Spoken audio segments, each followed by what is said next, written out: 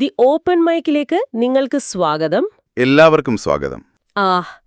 നമ്മൾ ഇന്ന് ചർച്ച ചെയ്യാൻ പോകുന്ന വിഷയം, അതായത് നിങ്ങൾ അയച്ചു തന്ന ഈ വാർത്തകളും റിപ്പോർട്ടുകളും വായിച്ചപ്പോൾ സത്യം പറഞ്ഞാൽ ഞാൻ ശരിക്കും ഞെട്ടിപ്പോയി. തീർച്ചയായും ഇതൊരു സാധാരണ മെഡിക്കൽ വാർത്തയല്ല. അല്ല. നമ്മളൊരു അസുഖം വരുമ്പോൾ സ്വന്തം ജീവൻ രക്ഷിക്കാൻ വേണ്ടി ഏറ്റവും കൂടുതൽ വിശ്വാസം അർപ്പിച്ചു പോകുന്ന ഇടമാണല്ലോ ആശുപത്രികൾ.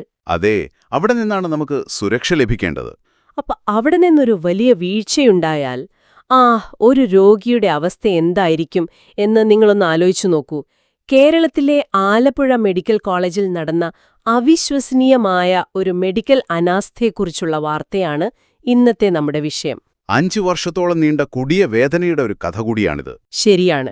5 വർഷത്തെ കടുത്ത വേദന, ഒടുവിൽ ആ രോഗി കണ്ടെത്തിയ ഞെട്ടിക്കുന്ന സത്യം. ശരി, നമുക്കിതൊന്ന് വിശദമായി പരിശോധിക്കാം. ഈ രേഖകളിലെ വിവരങ്ങൾ അക്ഷരാർത്ഥത്തിൽ ആരെയും നടുക്കുന്നതാണ്. ഈ കേസിന്റെ തുടക്കം മുതൽ നമ്മൾ നോക്കുകയാണെങ്കിൽ ഉഷ ജോസഫ് കുട്ടി എന്നാണ് ഈ ദുരനുഭവം നേരിട്ട ആ സ്ത്രീയുടെ പേര്. 51 വയസ്സാണ് അവർക്ക് പ്രായം. ആലപ്പുഴ ജില്ലയിലെ പുന്നപ്ര സ്വദേശിനിയാണവർ. അവരുടെ ഒരു സാമൂഹിക പശ്ചാത്തലം നമ്മൾ പ്രത്യേകം ശ്രദ്ധിക്കണം. തൊഴിലുറപ്പ് പദ്ധതിയിലെ ഒരു ദിവസവേതന തൊഴിലാളിയാണ് ഉഷ. അതെ, അതൊരു പ്രധാനപ്പെട്ട കാര്യമാണ്. ഭർത്താവ് ജോസഫ് കുട്ടിയും ഒരു സാധാരണ തൊഴിലാളി തന്നെയാണ്. ഈ റിപ്പോർട്ടുകളിൽ പറയുന്നതനുസരിച്ച് അവർക്ക് സ്വന്തമായിട്ടൊരു വീട് പോലുമില്ല. പറവൂരിലെ ഒരു വാടക വീട്ടിലാണ് ഈ കുടുംബം താമസിക്കുന്നത്. ദിവസവും അധ്വാനിച്ചാൽ മാത്രം മുന്നോട്ടു പോകുന്നൊരു സാധാരണ കുടുംബം. ഈ ഒരു സാഹചര്യത്തിൽ നിൽക്കുമ്പോഴാണ് 2021 മെയ് 10 അവർ ആലപ്പുഴ മെഡിക്കൽ കോളേജിൽ ഒരു ശസ്ത്രക്രിയയ്ക്ക് വിധേയയാകുന്നത്. ഗർഭപാത്രം നീക്കം ചെയ്യാനുള്ള സർജറി, അതായത് ഹിസ്റ്ററക്ടമി. ഇതൊരു മേജർ ശസ്ത്രക്രിയയാണ്. ഈ ശസ്ത്രക്രിയയ്ക്ക് ശേഷമാണ് കാര്യങ്ങൾ വഷളാകുന്നത്. കഴിഞ്ഞ 5 വർഷമായിട്ട് അവർക്ക് വിട്ടുമാറാത്ത വയറുവേദനയായിരുന്നു. കൂടെ മൂത്രത്തിൽ രക്തം കാണുന്ന അവസ്ഥയുമുണ്ടായിരുന്നു. പലയിടത്തും അവർ ചികിത്സ തേടി, ഡോക്ടർമാരെ കണ്ടു. എന്നിട്ടും എന്താണ് ഈ വേദനയുടെ യഥാർത്ഥ കാരണമെന്ന് ആർക്കും കണ്ടെത്താനായില്ല. ഇവിടെ ഏറ്റവും ശ്രദ്ധേയമായ കാര്യം എന്തെന്നാൽ 5 വർഷം ഒരു രോഗി ഇത്രയും കൊടിയ വേദന അനുഭവിച്ചിട്ടും കൃത്യമായൊരു പരിശോധന നടത്താൻ നമ്മുടെ സിസ്റ്റം വൈകി എന്നതാണ്. അതെ, ആ അപാകത വളരെ വലുതാണ്. ഒരു എക്സ്റേ എങ്കിലും എടുത്തുനോക്കാൻ ആരും തയ്യാറായില്ലേ എന്നൊരു ചോദ്യം സ്വാഭാവികമായും വരും. സത്യം. ഒരു മേജർ സർജറി കഴിഞ്ഞ രോഗി വീണ്ടും വയറുവേദനയുമായി വരുമ്പോൾ ഒരു അടിസ്ഥാന സ്കാനിങ്ങോ എക്സ്റേയോ ചെയ്യേണ്ടതാണ്. ഒടുവിൽ കഴിഞ്ഞ ബുധനാഴ്ച ഒരു യൂറോളജി സ്പെഷ്യലിസ്റ്റിന്റെ നിർദ്ദേശപ്രകാരമാണ് ഒരു എക്സ്റേ എടുക്കുന്നത്. അവിടെയാണ് ആ ഞെട്ടിക്കുന്ന വഴിത്തിരിവുണ്ടാകുന്നത്. അതെ, ആ എക്സ്റേ റിപ്പോർട്ട് വന്നപ്പോൾ കണ്ട കാഴ്ച എനിക്ക് ഇപ്പോഴും അത് വിശ്വസിക്കാൻ കഴിയുന്നില്ല. ഉഷയുടെ വയറ്റിൽ ഒരു കത്രിക. മെഡ്സിൻ ബോം സിസേഴ്സ് എന്നാണ് ആ ഉപകരണത്തിന്റെ പേര്.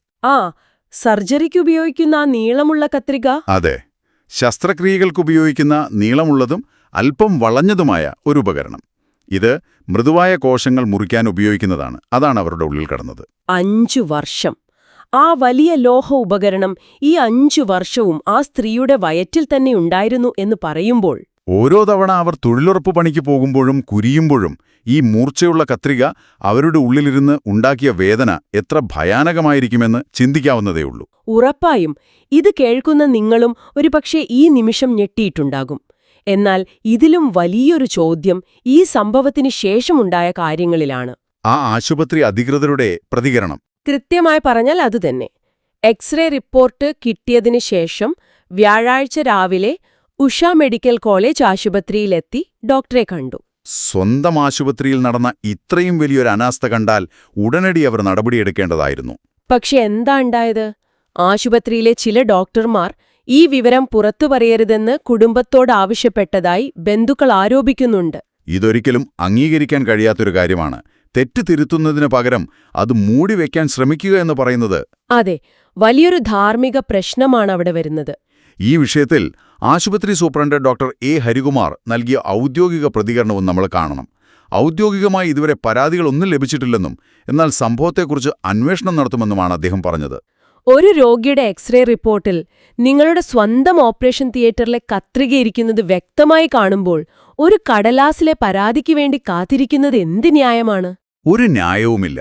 അവിടെയാണ് ആ ധാർമ്മികമായ ചോദ്യം നമ്മൾ ഉന്നയിക്കേണ്ടത്. ജീവന ഭീഷണിയായ ഒരു മെഡിക്കൽ എമർജൻസി മുന്നിൽ കാണുമ്പോൾ സ്വമേധയാ നടപടിയെടുക്കേണ്ടതല്ലേ ഒരു ആശുപത്രി? തീർച്ചയായും. ഇതിനിടയിൽ നമ്മൾ ഓർക്കേണ്ട മറ്റൊരു കാര്യം ആ കുടുംബത്തിന്റെ അവസ്ഥയാണ്. നമ്മൾ നേരത്തെ പറഞ്ഞല്ലോ, വാടക വീട്ടിൽ കഴിയുന്ന കൂലിപ്പണിക്കാരാണവർ. സാമ്പത്തികമായി യാതൊരു പിൻബലവുമില്ലാത്ത മനുഷ്യർ. അതെ, ഈയൊരു സാഹചര്യത്തിൽ ഈ കുടുംബത്തിന് അടിയന്തര സാമ്പത്തിക സഹായം സർക്കാർ നൽകണമെന്ന് പുന്നപ്ര സൗത്ത് ഗ്രാമപഞ്ചായത്ത് വൈസ് പ്രസിഡന്റ് KF ടോബിയാസ് ആവശ്യപ്പെട്ടിട്ടുണ്ട്. അവർക്കത് വളരെ അത്യാവശ്യമായ ഒരു സമയമാണിത്.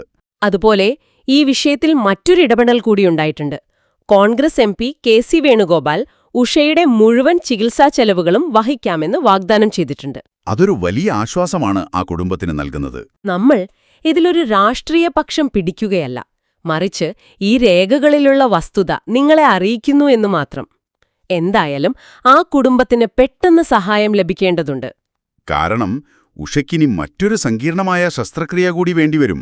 ശാരീരികമായ വേദന മാത്രമല്ല, ആ സ്ത്രീയുടെ മാനസികാവസ്ഥ കൂടി നമ്മളൊന്ന് മനസ്സിലാക്കണം. മാധ്യമങ്ങളോട് അവർ വളരെ വൈകാരികമായി പറഞ്ഞ ഒരു കാര്യമുണ്ട്. എന്തായാലും അത് അവർ പറഞ്ഞു, എനിക്കിനി വണ്ടാനത്തേക്ക് പോകാൻ താൽപ്പര്യമില്ല എന്ന്. അതായത് ആലപ്പുഴ മെഡിക്കൽ കോളേജിലേക്ക് തനിക്കിനി പോകണ്ട എന്ന് അവർ വ്യക്തമായി പറഞ്ഞു.